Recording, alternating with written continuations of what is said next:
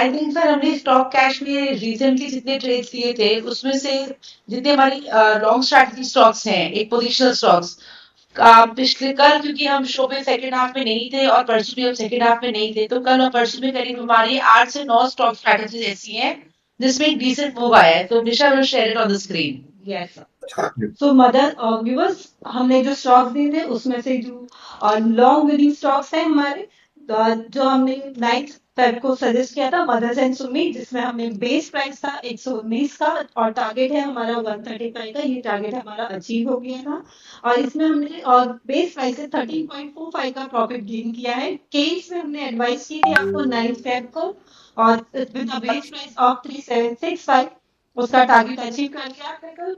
जो है टारगेट था, कल हमने शो नहीं कर पाए थे इवनिंग का, लेकिन उस वक्त हमने हमारे most of the targets achieve किए, जिसमें केस में हमारा टारगेट था 4100 का, वो हमने अचीव किया। उसमें हमारा क्यूमुलेटेड गेन है उसका 8.9% का। इंडियन बैंक में हमने एडवाइस किया था आपको 9 फेब को with a base price of 880 and target is at 910, जो हमने अचीव कर लिया and our accrued gain was 3.5%। Same हमने आपको टोरेंट पावर सजेस्ट किया था 5th फेब को with a base price of 1385। हमारा टारगेट था उसमें 1485 का और उसमें हमने 8% का प्रॉफिट गेन किया है। फोर्टिस में हमने 30th जैन को आपको सजेस्ट किया था with a base price of 837, जिसका हमारा टारगेट था, फर्स्ट टारगेट हमारा 888 का, वो हमने अचीव कर लिया है, जिसमें हमारा अक्रूड प्रॉफिट आ रहा है 6% का। एंड अवर एंटरप्राइजेस में हमने 30th जैन को सजेस्ट किया था, जिसमें बेस प्राइस था 5700 का, उसका हमारा टारगेट था जिसमें हमारा सेकेंड टारगेट हमने अचीव किया है। सेकेंड टारगेट था हमारा 7440 का, इसमें हमने 31% का गेन किया है। एंड हमने एस्ट्रल सजेस्ट किया था आपको 16 जैन को, जिसका बेस प्राइस था 1512 का, टारगेट हमारा 1575 का, हमने फर्स्ट टारगेट अचीव किया है। इसमें हमारा गेन था 4.1% का। ओनोमिंट हमने फेब को सजेस्ट किया था, जो जिसका बेस था आपका 1176 का और उसका टारगेट प्राइस था 1247। इसमें हमारा गेन 6% का रहा है। ओएनजीसी में हमने 10 फेब को आपको सजेस्ट किया था with a base price of 235, कल उसका हमारा फर्स्ट टारगेट हमने अचीव किया है जो कि था 280 का। सो इसमें हमारा गेन था 19% का। So congratulation sir and congratulation to the viewer जो हमारा शो कंटिन्यू देख रहे होंगे। उनको पता होगा कि हम सर ने जो स्टॉक सजेस्ट किए थे वो ऑलमोस्ट अपने टारगेट के पास आ रहे हैं। तो सर इसके बारे में कुछ डिस्कस करेंगे आप? निशा देखिए, ये जो डेटा मैं डिस्कस करता हूँ, it is not chart, it is not analysis of any price charts. It is basically first and foremost I look at the derivatives data. तो डेरिवेटिव्स बिल्डअप पहले मैं देखता हूँ इसके अंदर, सेकंड में चार्टिकली उसको वेट करता हूँ whether chartically this particular setup will yield further buildup on the long side or not. So ये दो चीजें कोलैबोरेट होने के बाद ही मैं एक लॉन्ग का व्यू देता हूं। शायद उसी वजह से जो आप डिस्कस कर रही हैं परफॉर्मेंसेस, वो शायद एक they are skewed towards some 80% or more strategy successes. Now having said that, फिर भी मुझे ऐसा लगता है कि जिस तरह की मार्केट है, देखिए कैश की बाइंग मैं सिर्फ इस वजह से देता हूं क्योंकि मेरे पास 100-200 व्यूअर आने लग जाएं और मुझे ये बोले 100-200-500 व्यूअर की सारी स्ट्रेटजी दीजिए, तो मैं इन्हीं सब में मेहनत और करके स्ट्रेटजी दे दूंगा आपको और उसमें भी आप बड़ा पैसा डाल पाएंगे। 2.5 लाख 5 लाख तक आप एक स्ट्रेटजी प्ले कर पाएंगे। अभी भी लॉन्ग साइड पर देखिए, मैं तो एनालिस्ट हूं, मैं स्ट्रेटजी आपको कैश की दे दूंगा, लेकिन ये समझिए जब उसके अंदर कोई गिरावट होगी तो आपके सामने प्रॉब्लम होगी। फिर आप क्या करेंगे, फिर आप उसका स्टॉप लॉस नहीं लेंगे, और या कई व्यूअर्स आते हैं जो वन साइड का, एक साइड का ट्रेड ले लेंगे स्ट्रेटजी में, तो वहां पर प्रॉब्लम हो सकती है। मेरा ये बहुत क्लियर मानना है, जो मेरे पास कैश के भी व्यूअर्स आते हैं, स्टॉक पोर्टफोलियो हमारा वेबसाइट पर है, कि स्टॉप लॉस लेना, अगर आप स्टॉप लॉस लेने के लिए तैयार है मेंटली, तब आप कैश का ट्रेड जरूर कीजिए। इस परफॉर्मेंस के बाद भी जो आप निशा दिखा रही है, इतना अच्छा परफॉर्मेंस है, इसके बावजूद मैं डिस्कशन कर रहा हूं, क्या रिस्क का डिस्कशन कर रहा हूं। रिस्क क्या है, तो रिस्क यही है कि स्टॉप लॉस आएगा तो आपको वो ऑनर करना पड़ेगा, लेकिन अगर आप स्ट्रेटेजी प्ले करते तो शायद आपको वो दोनों साइड का चल जाता था। तो जो लोग कैश ले रहे हैं, जो 10 में से 8 लोग कैश हमारे यहाँ करते हैं हिंदुस्तान में, मोस्टली जेंजी कैश करते हैं और वो सारे चैनल्स पे कैश ही देखने जाते हैं, तो the performance is right there. और बिल्कुल, अगर आपके क्वेश्चंस है तो आप उस पर जरूर, मैं सारे व्यूअर्स को बोलूंगा, आप उसमें पूछ सकते हैं। तो निशा, नाउ यू सर फॉर हमारे 10 मिनट। व्यूअर का क्वेश्चन आया है अभी अभी। जी वो जी पूछना चाह रहे हैं कि हमने 2 दिन पहले जीएमआर इंफ्रा पे डिस्कस किया था, जी तो जी, आज का वो चाह रहे हैं कि आपका व्यू उस पे मिले उनको। बिल्कुल बिल्कुल निशा, बिल्कुल। जी जी, हमारे एयरपोर्ट को एक बार मैं देख लेता हूं।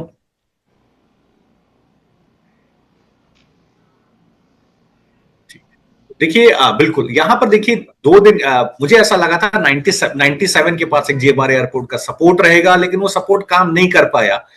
वहां पर हमें एक ब्रेकडाउन मिला। एक बार इसके डेरिवेटिव डेटा को क्लोजली रीड करें और फिर उसमें ज्यादा हमें एक बार समझ में आएगा। Give me 1 minute.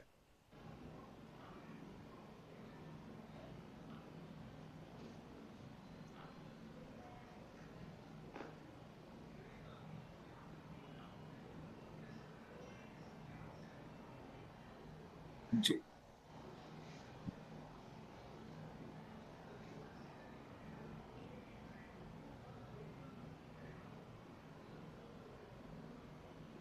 Ji, I am sorry to, I took 1 minute to upload the data.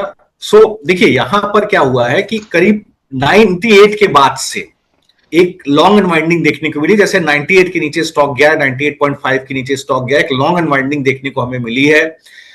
बहुत शार्प लॉन्ग अनवाइंडिंग नहीं है। Open interest was somewhere around at that time 9 को करीब 2,18,000 था, 21,800 था, अभी करीब 22,500 का ओपन इंटरेस्ट है। तो बहुत छोटी सी शॉर्ट बिल्डअप, इसको लॉन्ग एंड वाइंडिंग आप बोलेंगे, या short buildup for that matter, you can better call it a short buildup with an increasing open interest.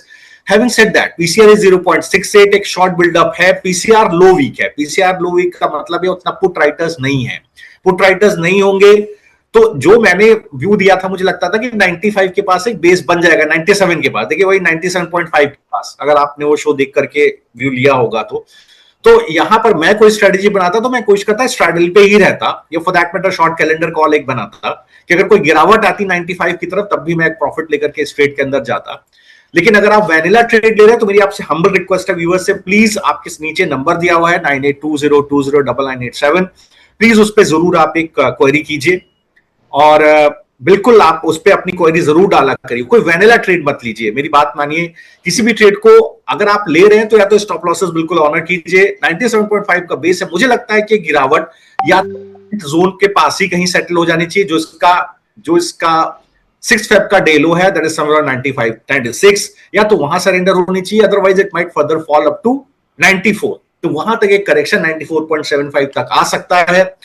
Current भाव से भी अगर देखें तो that is somewhere around what, some 1.3%, 9.4% down अगर आप कैश में हैं तो। लेकिन यहां पर डेटा मुझे लगता है कि रिकवरी आना चाहिए उस जोन से। 97.5 के ऊपर रहेगा तभी मैं इसमें बुलिश रहूंगा। ये आप देखिए करीब 11 फरवरी के बाद से वही 97.5 का ही सप्लाई जोन है इसके अंदर, उसके ऊपर आने पर ही स्ट्रेंथ रहेगी। जी, over to you ma'am. Yes, तो सर अगर हम आगे बढ़ते हुए शो में कुछ शेयर्स हम व्यूअर्स के लिए निकाल सके जो सेक्टोरियल डिस्कशन में बिल्कुल निशा, तो देखिए 2-5 मिनट में ही मैं बताना चाहूंगा कहां कहां पर बिल्डअप है, कहां। रमनदीप मैम आपके पास है डेटा तो आप हाँ बता सर, दीजिए। मैं नहीं कुछ तो डेटा आपसे डिस्कस करना चाह रही हूँ। सर बताइए। हमें आपका एक व्यू दीजिए अशोक लेलैंड के ऊपर। जी बिल्कुल, आज अशोक लीलैंड में और देखिए प्राइस है। जी जी एक एक्चुअली अशोक लेलैंड सर, एक हमें हैवी वॉल्यूम बिल्डअप कुछ दिख रहा है टेक महिंद्रा और विप्रो में भी। जी जी, तो देखिए मैं एक बार अशोक लीलैंड को देता हूं। तो अशोक लीलैंड में एक अच्छा प्राइस एक्शन है और मैंने रिजल्ट कवर नहीं कर रहा हूं शो के अंदर। कभी मौका बढ़ेगा और थोड़ा आप ज्यादा हेल्प करेंगी मैम तो मैं रिजल्ट्स भी शेयर करना चाहूंगा और other than that IPO cover भी करना चाहूंगा, जो मेरा नैग है, जो मैं आई रियली लाइक दैट। लेकिन ये है कि कल रिजल्ट आया अशोक लीलैंड का, 2% स्टॉक ऊपर है। अगर आप आज भी डेटा अशोक लीलैंड को देखें, बिगेस्ट गेनर है एफएनओ का आज अभी एज ऑफ नाउ। तो एक अच्छी शॉर्ट कवरिंग है। कल डे एंड पर ओपन इंटरेस्ट करीब 27,000 था, अभी आज करीब 25,000 का ओपन इंटरेस्ट है। एक शॉर्ट कवरिंग रैली है 5750 के ऊपर। तो मुझे लगता है ओपन इंटरेस्ट बिल्डअप उतना स्ट्रांग नहीं है, लेकिन इसके बाद भी पुट राइटिंग बढ़ी है। 5750 के ऊपर का एक स्ट्रेंथ है। मुझे लगता है जो पिछला स्विंग हाई था 214, उसकी तरफ स्टॉक जाने की कोशिश करेगा और हो सकता है 221 तक भी स्टॉक चला जाए। सो ओपनिंग बहुत अच्छी नहीं हुई है, कल के लो के आसपास ही ओपनिंग हुई है। थोड़ा गैप अप होता था, I would have been much comfortable with this trade. थोड़ा सा मैं चाहूंगा कि 210 के ऊपर 210.45 जो कल का डे हाई था उसके ऊपर सस्टेन होकर के क्लोज कर जाए, then it might be a very good trade. और मुझे लगता है अभी भी स्ट्रेंथ है, momentum indicators are not overbought, strength है काउंटर में नो डाउट। और मान के चलिए 214 218 तक का जोन इसमें मुझे अभी क्लियर दिख रहा है, शायद आज ही आज में 218 आ जाना चाहिए, बेस इसका है 204। तो ये हो सकता है एक short trade by today cell tomorrow में आज कल में चला जाए, तो वो एक ठीक ठाक मूव आ सकता है जी। सर आपका और नेक्स्ट आपने एक नाम और दिया था जी, आपने विप्रो और टेक महिंद्रा का नाम दिया था जी। बिल्कुल सर।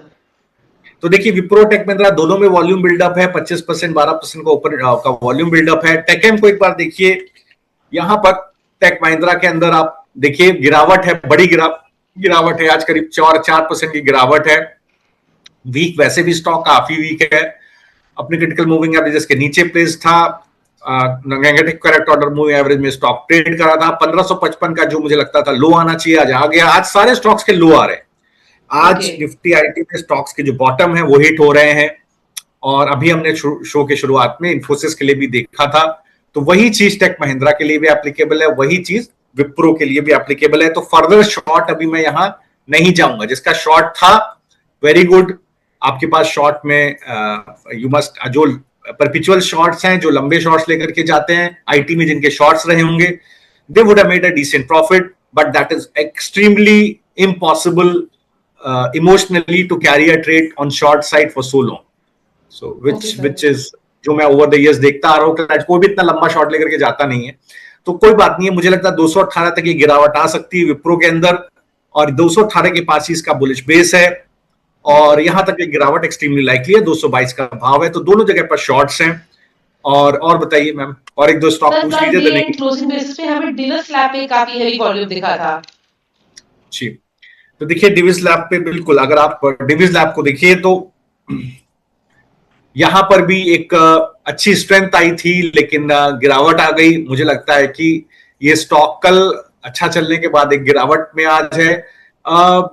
अगर आज का डिहाई ब्रीच होता है 4630 का, तब मैं इस पर ट्रेड करूंगा। बिल्कुल रेंज बाउंड है, इसको थोड़ा अवॉइड कर देते हैं। बहुत रेंज बाउंड ट्रेड है जी। अगर आप कहें तो 2-3 स्टॉक में शेयर कर लूं जी। बिल्कुल सर, आप बताइए। जी।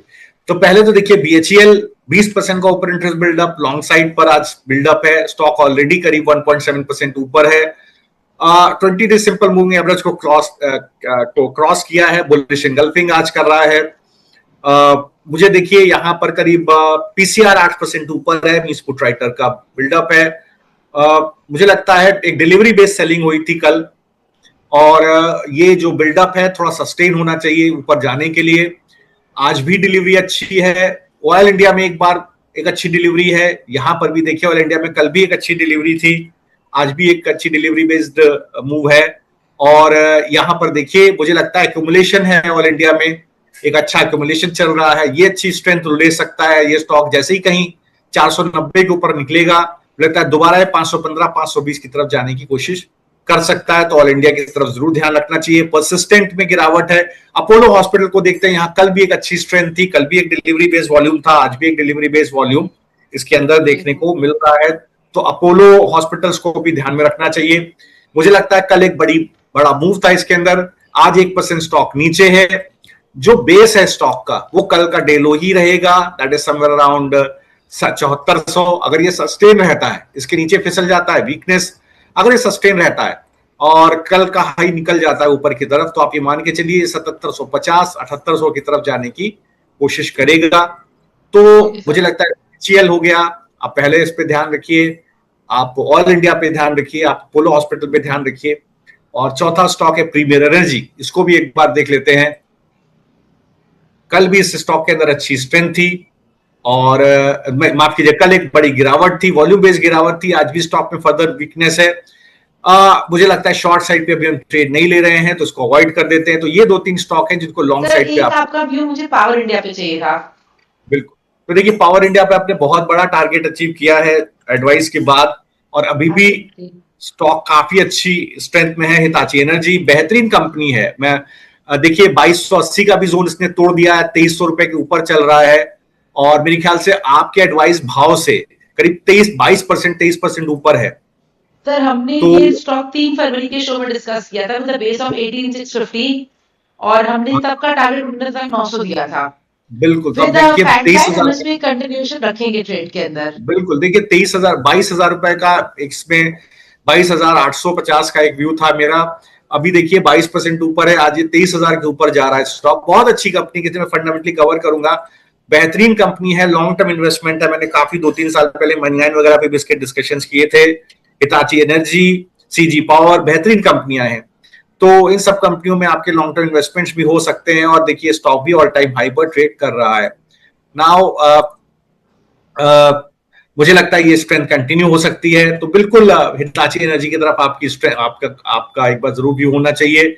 मन्नापुरम में आज एक अच्छी स्ट्रेंथ है, इस काउंटर को एक बार देख लेते हैं। तो देखिए मन्नापुरम एक बेस बना करके चल रहा है स्टॉक, बेस है स्टॉक का 305 रुपए के पास, और मुझे लगता है ये स्ट्रेंथ कंटिन्यू हो सकती है। 305 का बेस, अगर 300 रुपए का बेस अगर बना रहता है, तो स्टॉक अपना पिछला स्विंग है 317, यहां तक बिल्कुल जाने की कोशिश करेगा। तो बिल्कुल यहां पर भी एक स्ट्रेंथ है। तो मन्नापुरम में भी जो बिल्डअप है, एक बार डेरिवेटिव डेटा देखते हैं जी। तो देखिए एक अच्छी शॉर्ट कवरिंग हुई है, करीब 303 के ऊपर, 303-300 रुपए के ऊपर एक अच्छी शॉर्ट कवरिंग है स्टॉक के अंदर। मुझे लगता है कि पीसीआर 0.93 है, एक शॉर्ट कवरिंग है स्टॉक के अंदर। आईवी काफी एक्सपेंडेड है, 47 का आईवी है, थोड़ा सा यहां पर आईवी कॉन्ट्रैक्शन पॉसिबल है। तो इधर साइड एक बड़ा मूव आ सकता है, शॉर्ट या लॉन्ग साइड पर थोड़ा कॉशियस रहने की जरूरत है। जो प्राइस एक्शन डिपेंड कर रहा है, that is move on the up side, because stock is trading in correct order of moving averages. तो मुझे लगता है 317 तक का मूव यहां आ सकता है, 300 रुपए का एक बुलिश बेस है जी। I think we have discussed lot of stocks, अगर आप चाहें तो we can wind up the show now. Definitely sir. Sure, but wind up करने के पहले सर हम हमारा स्टॉक्स का, और जो हमने हमारे व्यूअर्स को जनवरी में पूरा परफॉर्मेंस शेयर करना चाहती थी मैं। सो व्यूअर्स, अगर आप देख सकते हो स्क्रीन पे, हमने जनवरी में ऑलमोस्ट आपके साथ 26 ट्रेड्स डिस्कस किए थे, जिसमें से 23 ट्रेड्स हमारे सक्सेस हुए थे। और अगर फरवरी में आप देखोगे तो फरवरी में भी हमने जो 3 ट्रेड्स आपको स्टॉक ऑप्शन स्ट्रैटेजी बताई थी, वो तीनों ट्रेड्स हमारे सक्सेस हुए। सर इसके ऊपर कुछ बोलना चाहेंगे अपनी परफॉर्मेंस के ऊपर? निश्चय, देखिए परफॉर्मेंस के ऊपर मैं यही बोलूंगा कि the analysis which I do is derivatives data based, and कोई दिक्कत वहां पर क्या है कि कोई मैं यूजुअली प्राइस एक्शन पे नहीं जाता हूं, यूजुअली मैं डेरिवेटिव डेटा के हिसाब से देने की कोशिश करता हूं। तो कई बार वोलेटिलिटी रहती है स्टॉक के अंदर, but ultimately reaches its supplies on targets. तो this is how it is. चूंकि आपने डिस्कस कर ही लिया, तो 2-3 स्टॉक में और बता देता हूं जाते जाते, जहां बिल्डअप बहुत स्ट्रांग है। आप निशा चार्ट दिखा पाएंगी क्या? यस सर, इससे पहले हम आगे बढ़े, हमारे एक व्यूअर का सवाल है डीमार्ट के ऊपर जी, और अनूप इंजीनियरिंग ऑल्सो जी। तो देखिए डीमार्ट में 2 दिन से गिरावट है, लेकिन एक अच्छी स्ट्रेंथ है, positive correct order of moving average के ऊपर स्टॉक ट्रेड कर रहा है। 3920 का एक स्ट्रॉन्ग सपोर्ट है, ये जोन नहीं ब्रीच हुआ तो लॉन्ग बना रहेगा। इस जोन के ब्रीच होने पर ही नीचे की तरफ शॉर्ट आता है। मुझे लगता है एक पुल बैक एक्सट्रीमली लाइकली है। जैसे ही निफ्टी में एक सपोर्ट बनेगा, स्टॉक कहीं 4100 रुपए की तरफ जाने की कोशिश करेगा। तो ये डीमार्ट पे मेरा व्यू है। नाउ अनूप इंजीनियरिंग को देख लेते हैं।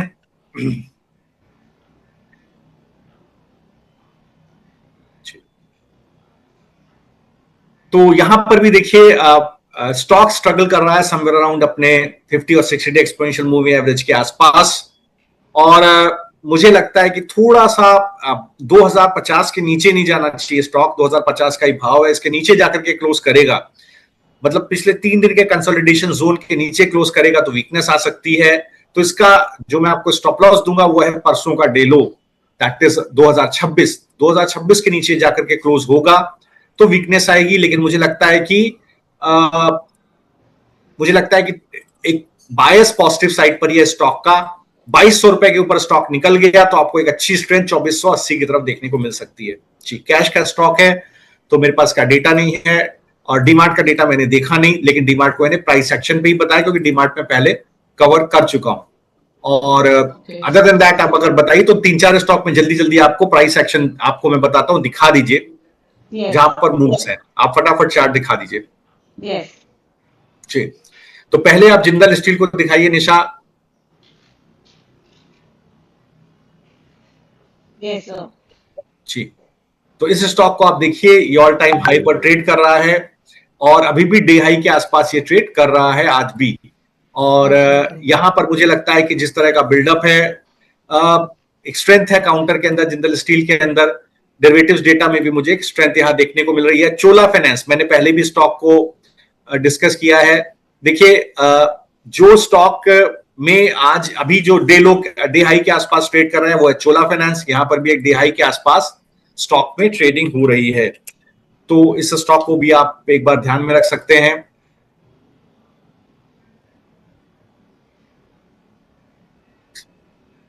जी, तो देखिए एक रिकवरी है स्टॉक के अंदर, गिरावट के बाद अपने क्रिटिकल मूविंग एवरेज से एक सपोर्ट लेकर के स्टॉक ऊपर की तरफ जाने की कोशिश कर रहा है। टाटा स्टील ओपन लो में ओपन हुआ है, मेरे पास दिख रहा है कि 1% स्टॉक ऊपर है, एक शॉर्ट कवरिंग है 205 रुपए के ऊपर। तो टाटा स्टील पर भी एक बार ध्यान रखा जा सकता है। ये मैं उन लोगों के लिए डिस्कस कर रहा हूं जो लगातार ट्रेड लेते हैं। तो देखिए डे हाई के आसपास टाटा स्टील ट्रेड कर रहा है, कल का हाई ब्रीच कर रहा है, तो धीरे धीरे करके 224 की तरफ जा सकता है। थोड़ा ऊपर का टारगेट है, बट मुझे लगता है बेस 202 के पास बना हुआ है। Power India which ever way strength है, हीरो मोटो में आज अच्छी स्ट्रेंथ है। ये भी देखिए एक बार जिस तरह की आज ओपनिंग हुई है स्टॉक में, क्रिटिकल मूविंग एवरेज के ऊपर ब्रेक आया है, करीब 6000 रुपए की तरफ स्टॉक जाने की कोशिश कर सकता है। हीरो मोटो में एक अच्छी स्ट्रेंथ है, आईसीआईसीआई बैंक में एक अच्छी स्ट्रेंथ है आज, यहां पर भी एक बार देखिए। मुझे लगता है क्लियर स्ट्रेंथ है, ये 1440 की तरफ आईसीआईसीआई बैंक जाने की कोशिश कर सकता है। तो ये कुछ एक स्टॉक्स हैं जहां स्ट्रेंथ है निशा, अगर आप चार्ट दिखा पाई हो ठीक। और एक जायडस लाइफ को देख लेते हैं। 2-3 दिन पहले हम लोग ने स्टॉक को शेयर किया था। यहां पर देखिए मूव लगातार बना हुआ है जी, लगातार देखिए एक बार 2 दिन से एक अच्छी स्ट्रेंथ है 882 के ऊपर, लगता है 940 तक के स्टॉक जाने की कोशिश कर सकता है जी। तो I think we are done with the show. आप चाहें तो we can wind up the show. Yes sir. Sir एक बार हम हमारी निफ्टी की जो परफॉर्मेंस थी मंथली वो डिस्कस करना चाहते थे, तो आपको उसके बारे में कुछ डिस्कस करेंगे सर, जो हमने 6 जनवरी हाँ निशा दिखा दीजिए। देखिए मैं व्यूअर्स को कहना चाहता हूँ, जो निफ्टी ऑप्शन स्ट्रेटेजी है ये मैं जानबूझ करके 10 लाख रुपए कैपिटल से ट्रेड देता हूँ। उसका रीजन बहुत क्लियर है कि मैं नहीं चाहता कि रिटेलर्स इसके अंदर आए, और अगर रिटेलर्स आना भी चाहते हैं, they are serious enough, they get in touch with my marketing team at the number which is mention down. आप बात करें और इसके बाद आप ये स्ट्रेटजीज ले सकते हैं। ये स्ट्रेटजीज यूजुअली वॉलेटिलिटी स्ट्रेटजीज हैं। मैं short calendar call, short calendar put, long candle और बटरफ्लाई नहीं देता हूं। रीजन बीइंग वहां पर कॉल शॉर्ट करना होता है, और कॉल शॉर्ट के लिए नेसेसरी प्रीमियम चाहिए होता है, और यूजुअली लोग उतना नेसेसरी प्रीमियम डिप्लॉय नहीं करते हैं। तो no point giving that kind of trade which people can not execute. So इसलिए मैं स्ट्रैडल ही देता हूं, क्योंकि ऑप्शन बाइंग होती है, इजी होता है एग्जीक्यूट करना, और यहां पर रिस्क मिटिगेटेड रहता है। यहां पर रिस्क क्या रहता है? रिस्क देखिए आपको सामने परफॉर्मेंस दिख रहा है, बहुत अच्छा परफॉर्मेंस दिख रहा होगा, आप भी देख करके बड़े खुश हो रहे होंगे। ये परफॉर्मेंस पर ध्यान मत दीजिए, रिस्क मिटिगेशन पर ध्यान दीजिए। रिस्क मिटिगेशन टूल्स में क्या यूज करता हूं कि मैं कोशिश करता हूं कि वोलेटिलिटी प्ले करूं। अगर वोलेटिलिटी नहीं हुई, वोलेटिलिटी स्क्यूज हो गई, तो दिक्कत आएगी मुझे ट्रेड के अंदर, क्योंकि इसीलिए मैं मंथली एक्सपायरी में प्ले करता हूं। सेकंड, एक गलती कहीं मुझसे अगर हो गई कि मैंने कोई बहुत out of the money call option buy कर लिया, तो एक बार स्प्रेड गड़बड़ हो जाएगा, जैसे लास्ट ट्रेड में मुझसे हो गया है कि मैंने 25,900 का कॉल गलती से बाय कर लिया है। तो आई एडमिट दैट। तो बाकी सब देखिए परफॉर्मेंसेस आपके सामने हैं, ये सब वोलेटिलिटी स्ट्रेटजीज हैं, परफॉर्मेंस लाइव हैं, क्लाइंट्स के सारे टेस्टिमोनियल्स हैं, क्लाइंट अपने स्क्रीनशॉट्स भेजते हैं परफॉर्मेंस के, वो भी आप मार्केटिंग टीम से टच बेस करेंगे, वो भी आपको मिल जाएंगे। That is not needed actually, if you are following the show, that is not needed, that is very cheap kind of tactics which channels use. I don't use that. आपको समझ में आए तो भी आप हमारी मार्केटिंग टीम के touch में जाइए, वेबसाइट पर प्रोडक्ट है, आप उसको सब्सक्राइब कर सकते हैं, सीधे सीधे वेबसाइट पे जाइए, no manual intervention is there. आपको मेरी मार्केटिंग टीम से भी कोई भी डिस्कशन नहीं मिलेगा, मेरी मार्केटिंग टीम भी आपसे प्रोडक्ट डिस्कस नहीं करेगी, केवल प्राइसिंग डिस्कस करेगी। सो प्रोडक्ट आपके सामने है, सर्विसेज आपके सामने है, वो आप ऑनलाइन देखिए, व्यूज ऑनलाइन आप ट्रेड देखिए, आपको समझ में आए, you get in touch with my marketing team, or you go on website directly and subscribe that. So that remains. In the interim, निशा एक बड़ा मूव आया टीवीएस मोटर्स के अंदर। देखिए ये कल भी एक बार मुझे लगता है कि एक बार स्ट्रेंथ दिखा रहा था। टीवीएस मोटर का, रमनदीप मैम आप प्लीज एक बार देख लीजिएगा, आपका टारगेट आ गया है 3900 रुपए का। बिल्कुल सर, मैं 1 मिनट आपको बता देती हूँ हमारा टीवी। सर एक्चुअली लगातार हमारे कुछ व्यूअर्स के सवाल आ रहे हैं जो मैं चाहूंगी कि हम एड्रेस कर लें। बिल्कुल कर लीजिए, 10 बज गया है जी। हाँ सर, एक हमारा एक व्यूअर है मिस्टर स्वप्निल, वो कह रहे बाबा मैं 1551 पर दिया था 50 शेयर, क्या करूं? जी जी हाँ, तो देखिए नुआमा में आपने अगर लिया हुआ है तो अभी नुआमा में क्या हुआ है, ये क्रिटिकल मूविंग एवरेज के नीचे निकल गया है। डिलीवरी बेस्ड सेलिंग है 1360 1390 के बीच में नुआमा में, तो वो इसको गिरा रही है। और इंपॉर्टेंट बात ये है कि ये जो सेलिंग है ये कर्टेल नहीं है, कर्टेल सेलिंग नहीं है, मतलब इसमें कोई रुकावट नहीं आ रही है, कोई बाइंग नहीं आ रही है, इसी वजह से आपको एक वीकनेस देखने को मिल रही है। मुझे लगता है थोड़ा सा आप इसको समय दीजिए ट्रेड को। और जो आज भी प्राइस, जो अभी तक का प्राइस मूव है, देखिए डेरिवेटिव्स डेटा में बहुत साफ दिख रहा है। एक बड़ा वॉल्यूम आया था 11 फरवरी को क्लोजिंग आज के आसपास, और उसमें एक बड़ी सेलिंग इसके अंदर आई थी काउंटर के अंदर। इसके बाद स्टॉक में एक स्ट्रेंथ आई, लेकिन किसी ने बड़े वॉल्यूम के साथ सेल किया था स्टॉक, और इसके बाद बड़े वॉल्यूम के साथ सेल किया तो किसी ने खरीदा भी होगा, इसके स्टॉक में स्ट्रेंथ आ गई। तो मुझे लगता है कि एक लगातार लॉन्ग अनवाइंडिंग है 1400 रुपए के नीचे। जैसे ही 1400 के नीचे खिसला है 11 फरवरी को ये, उसके बाद एक लगातार देखिए लॉन्ग अनवाइंडिंग ओपन इंटरेस्ट में दिख रही है। पीसीआर 0.78 है, मींस अभी भी पुट राइटर के लिए जगह है, लेकिन आप चार्टिकली देखिए तो कमजोर है। 1370 1400 के बाद, जैसे मैंने आपको बोला, डिलीवरी बेस्ड सेलिंग दिख रही है मुझे। जब तक वो जोन नहीं रीगेन करेगा, स्ट्रेंथ नहीं आएगी काउंटर में। 1290 के पास एक बुलिश बेस है, ये जोन सस्टेन होना चाहिए। जो गिरावट शुरू हुई थी ऊपर करीब 1470 के पास, फॉर दैट मैटर 1590 के पास, वो सस्टेन हो जाएगी 1290 के पास। तो वो एक बड़ा इंपॉर्टेंट जोन रहता है, उसके पास मुझे लगता है ये गिरावट सरेंडर होनी चाहिए जी। Next stock, I think now sir we have one more query and after that we can wind up the show. जी एक व्यूअर है जो पूछ रहा है आईसीआईसीआई लोम्बार्ड 1940 की कॉल 19 पे मिली थी, स्टॉप लॉस या टारगेट क्या रखना चाहिए? आईसीआईसीआई लोम्बार्ड की कौन सी कॉल ली आपने? सर 1940 1940 की call ji, okay.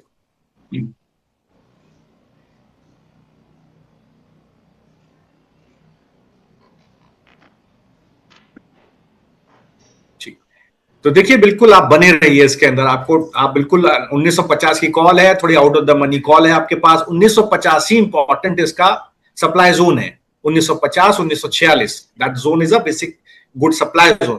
Stock is in good strength, थोड़ा स्ट्रेस्ड है, लेकिन मुझे लगता है कि आपका बेस 12 रुपए के पास बना हुआ है। 12 रुपए के पास अपना स्टॉप लॉस प्लेस कीजिएगा, उसके नीचे किसी दिन क्लोज होने लगे तभी आप इस पोजीशन को अनवाइंड कीजिएगा, अदरवाइज आप बने रहिएगा। आई थिंक इसका जो स्विंग हाई है 12 रुपए 65 पैसे है, 22 रुपए 65 पैसे है, ये निकल जाएगा, ये ऊपर की तरफ निकल जाएगा। आपको एक डिसेंट मूव करंट भाव से भी करीब 30 रुपए का मूव आपको मिलेगा। और ये जो कॉल है आपकी 1940 की,